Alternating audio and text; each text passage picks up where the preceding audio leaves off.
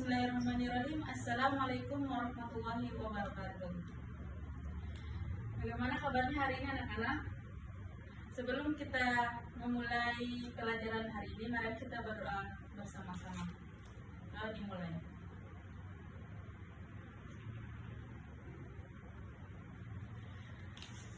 Baik, doa selesai. Mari kita pembahasan hari ini adalah Daulah Abbasiyah membangun peradaban Islam. Apakah sudah tahu bagaimana sejarah tentang Daulah Abbasiyah membangun peradaban Islam? Baik, sebelumnya saya akan menjelaskan latar belakang dari materi ini, yaitu Daulah Abbasiyah didirikan oleh Abu Abbas al-Saffah melalui kemenangan di pertempuran Azab tahun 750 Masehi, didasari ketidakpuasan terhadap Umayyah yang dianggap diskriminatif terhadap non-Arab.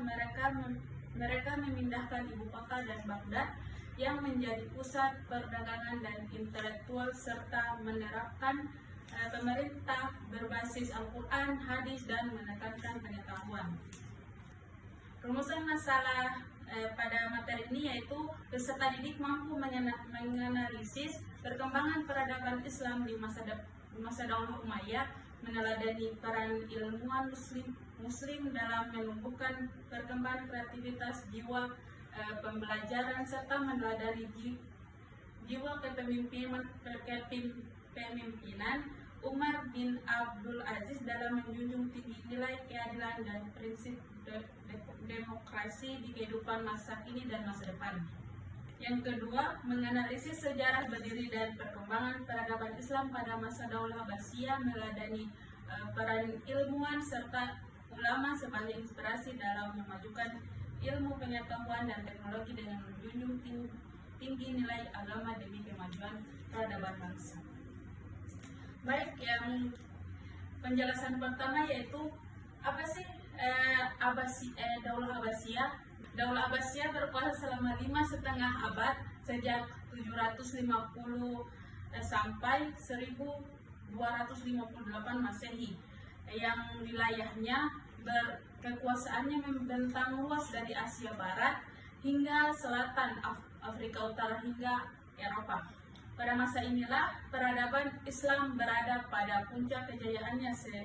Sejarawan menyebutnya sebagai Golden Age atau tahun keemasan. Daulah ini disebut Abbasiyah karena pendirinya merupakan keturunan Abbas bin Abdul Muthalib atau paman Nabi Muhammad SAW. Selanjutnya, tokoh utama Daulah Abbasiyah yaitu Ali bin Abdullah, Muhammad bin Ali, Ibrahim bin Ali, Abu Abbas as-Saffah, Abu Ja'far al-Mansur, Abu Muslim al-Husain. Walaupun pendiri sekaligus khalifah pertama Daulah Abbasiyah adalah Abu Abbas as-Saffah, tetapi pemerintahnya sangat singkat. Usaha pembangunan, pengembangan, dan peletakan dasar pemerintahan Daulah Abbasiyah justru dilakukan oleh pelanjutnya, yaitu Khalifah kedua Abu Ja'far al-Mansur. Keberadaan Daulah Abbasiyah. Keberadaan Daulah Abbasiyah berlangsung selama 550 tahun atau 5,5 abad, dari 132 sampai 656 Hijriah atau 750 sampai 1268 Masehi. Selama periode itu, pola pemerintahan Daulah Abbasiyah berubah-ubah sesuai dengan perubahan politik, sosial, budaya, dan penguasa.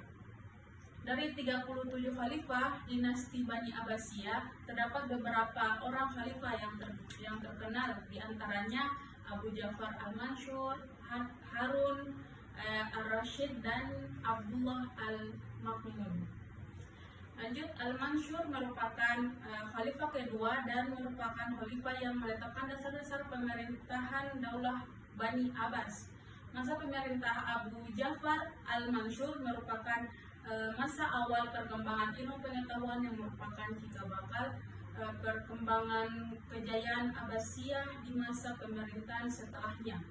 Kota Baghdad yang dibangun menjadi ibu kota dinasti Abbasiyah dan selain merupakan pusat perdagangan juga kebudayaan dan ilmu pengetahuan, Baghdad dianggap sebagai kota terpenting di dunia dan menjadi salah satu pusat peradaban dunia.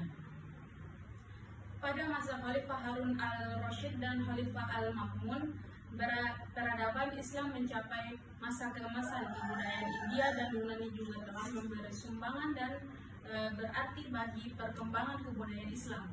Kota-kota Gundisapur, Haran, dan Iskandariyah adalah pusat-pusat peradaban Yunani sebelum Islam. Setelah Islam datang di tradisi keilmuan Yunani, terjaga bahkan mengalami perkembangan yang semakin pesat.